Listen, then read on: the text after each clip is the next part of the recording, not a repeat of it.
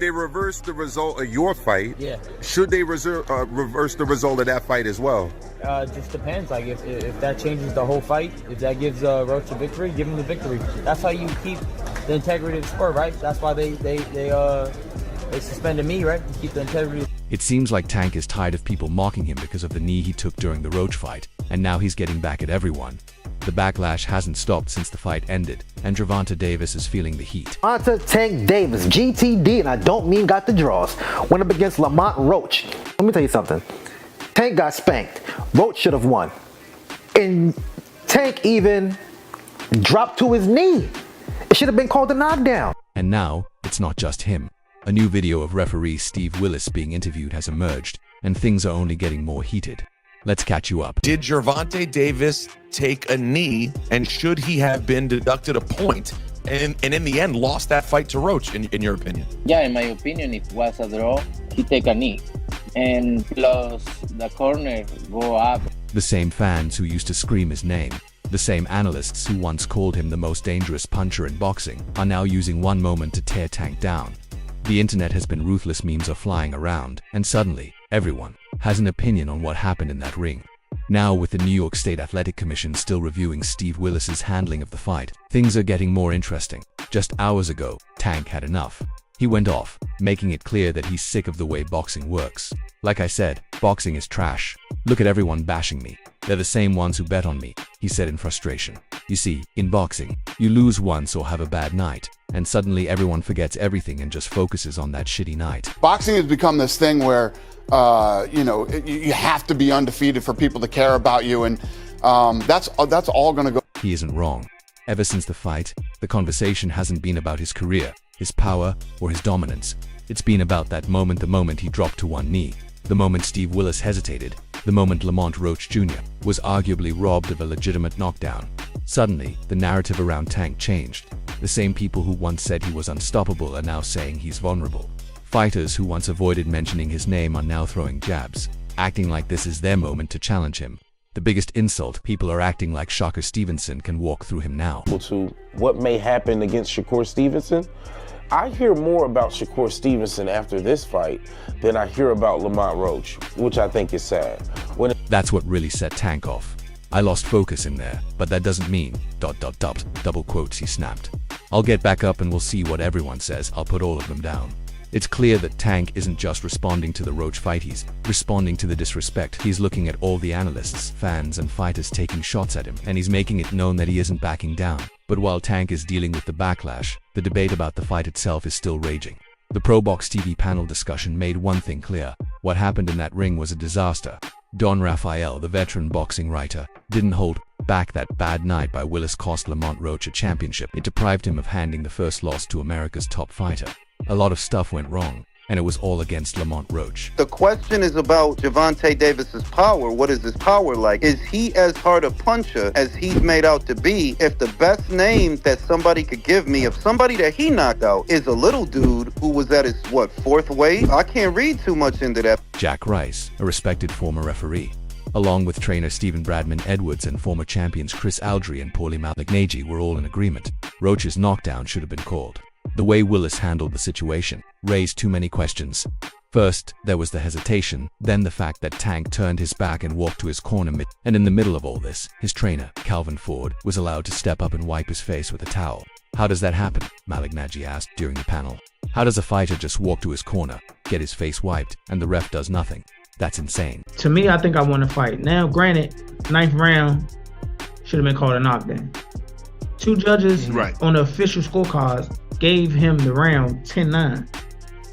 If that was a knockdown, I win the round 10-8. That's a 3-point swing. Now, ProBox TV founder Gary Jonas, who also advises Roach, is pushing for the New York State Athletic Commission to overturn the results. He has officially filed an appeal arguing that Roach should be declared the winner. His reasoning: that knockdown was clear. Tank turned his back mid-fight and Calvin Ford illegally stepped onto the ring apron. Any one of those things should have been enough for Willis to take a point, Bradman Edwards pointed out. It's a statement many fans agree with.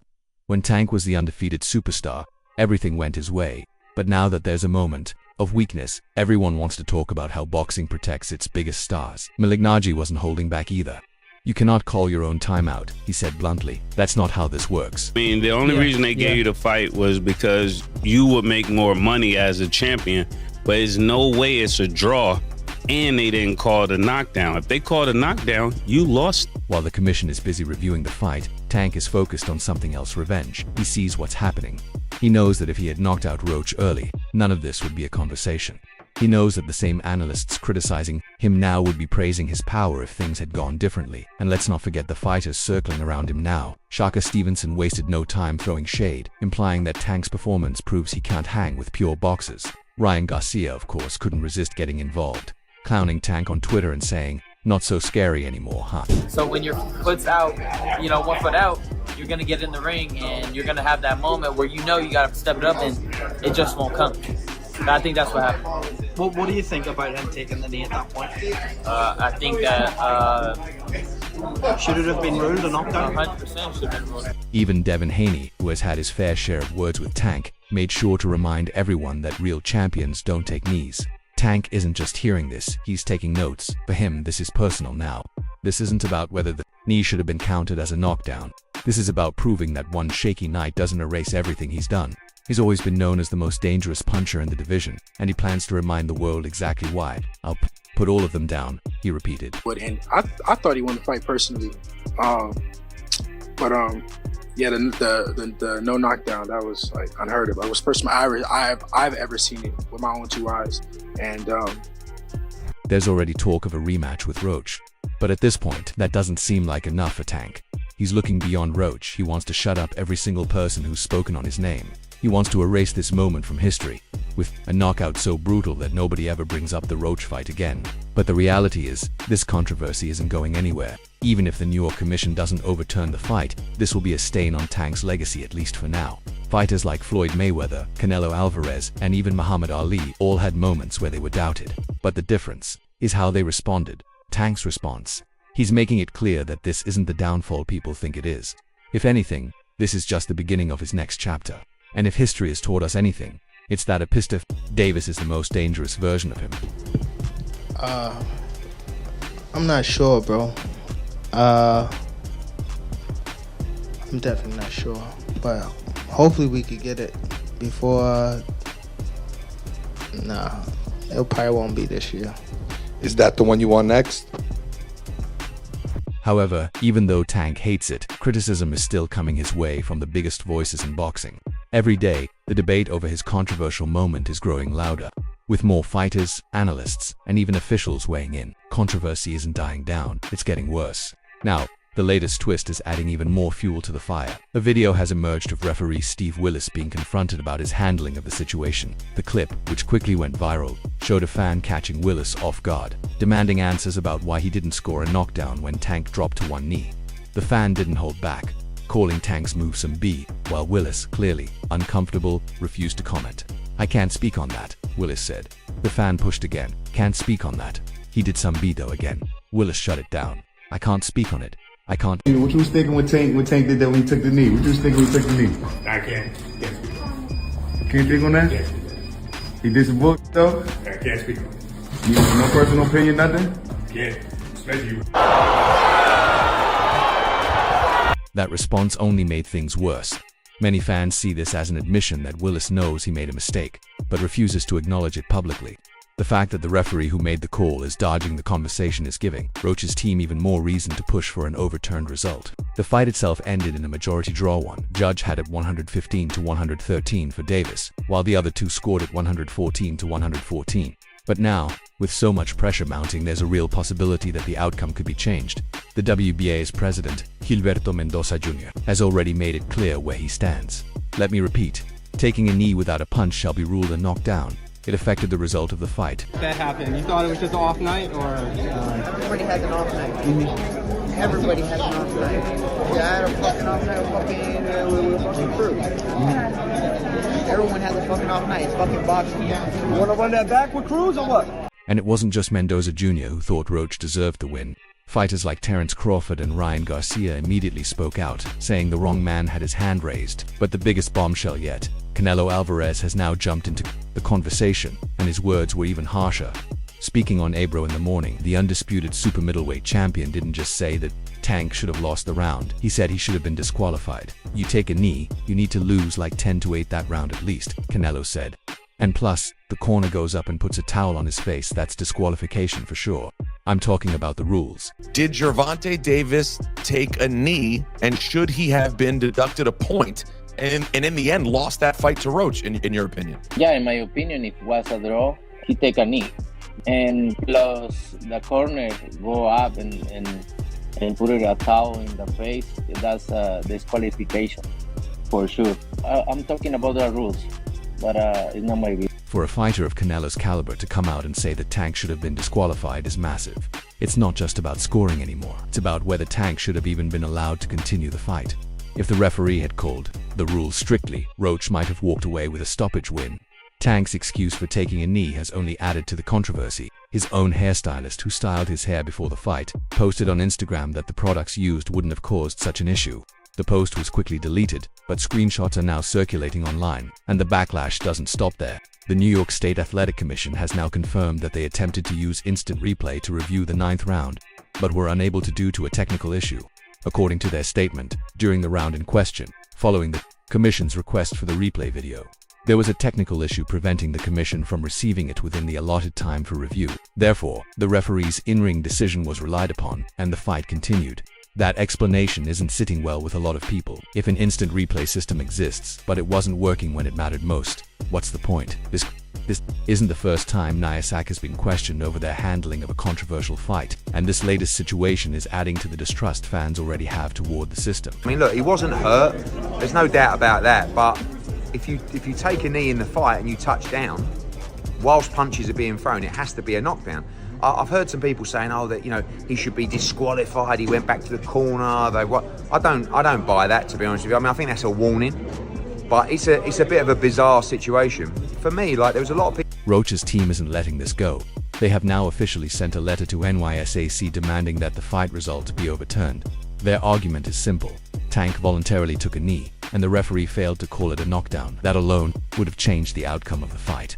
But beyond that, Calvin Ford stepping into the ring mid-round should have resulted in either a point deduction or disqualification. Roach and his team believe that when all these factors are considered together, there's no way Tank should have kept his belt. Even Tank's own fans are struggling to defend him. Some argue that the fight was close enough that Roach winning the 9th round 10-8 wouldn't have guaranteed him a victory. Others claim that even if it was ruled a knockdown, Tank would have found a way to win in the later rounds. But those arguments are getting drowned out by the overwhelming criticism. That just won't stop. We will never see that fight happen again. It just will not happen. Gervonta Tank Davis doesn't like hard fights. It's that simple. We've seen it over and over. He fought a Ryan Garcia drained. He fought a very inexperienced Rolly Romero. He will not fight Devin Haney. He will not fight Shakur. He will not fight Pitbull Cruz again. He will not. To make matters worse for Tank, former referee Jack Rice, one of the most respected officials in boxing, has publicly said that the wrong call was made. Speaking on ProBox TV, Rice was blunt. It should have been a knockdown, no question about it. The fighter voluntarily went down, and under the rules, that's a knockdown. Rice also pointed out that the moment Tank took a knee, the fight should have paused.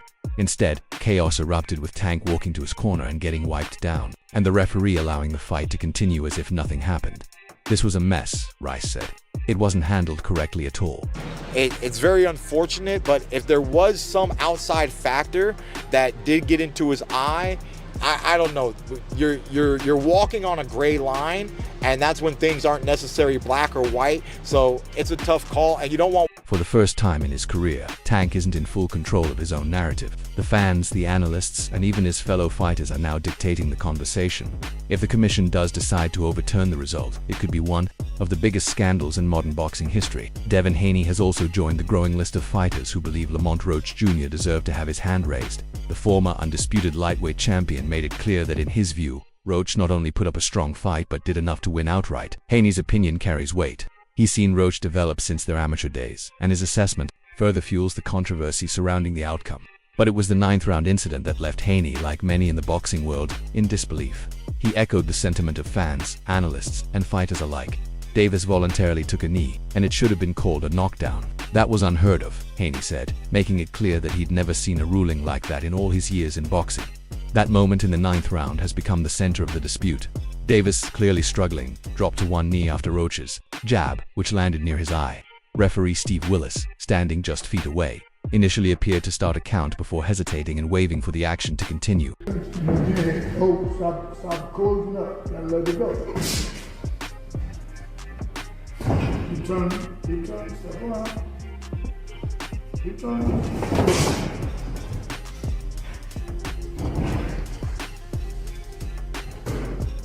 Roach's camp wasted no time in filing an official protest. His attorney, Greg Smith, sent a formal challenge to NYSAC Executive Director Matt DeLaio, demanding that the result be overturned in Roach's favor. Though boxing protests rarely lead to overturned results, the sheer weight of this controversy, coupled with NYSAC's admission of technical failure, has raised serious questions about the sport's regulatory process. The impact of the lack thereof was clear.